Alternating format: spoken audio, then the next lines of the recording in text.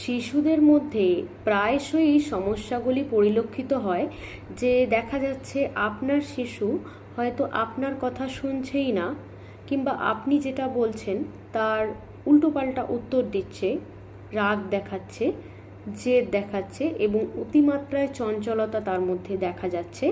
সে হয়তো আপনার কথা শুনছে না, কোনো কিছুতেই তার ধৈর্য ধরে রাখতে পারছে না এবং তার ধৈর্যর যে স্প্যান সেটা ম্যাক্সিমাম 1 মিনিট থেকে 2 মিনিটের বেশি স্টে হচ্ছে না।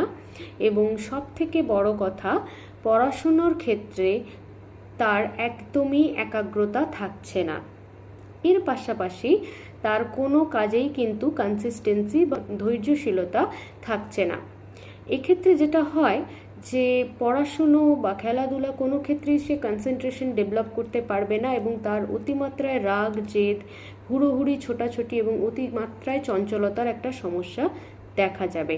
যদি এই সমস্যাগুলির সম্মুখীন হন আপনি বা আপনার শিশু, যদি আপনি দেখেন এই সমস্ত সমস্যাগুলি তার মধ্যে রয়েছে, সে অতিমাত্রায় রাগী বা জেদি হয়ে গেছে, চঞ্চল হয়ে গেছে, বা তাকে আপনি কোনোভাবেই কিন্তু কথা শোনাতে পারছেন না এবং আপনি যা যা বলছেন তার বিপরীত কাজগুলি সে করছে, তাহলে কিন্তু বুঝতে হবে আপনার শিশুর ADHD সমস্যা হতে পারে এবং এক্ষেত্রে অতি সত্বর আপনি একজন মনোবিদের দ্বারস্থ হন।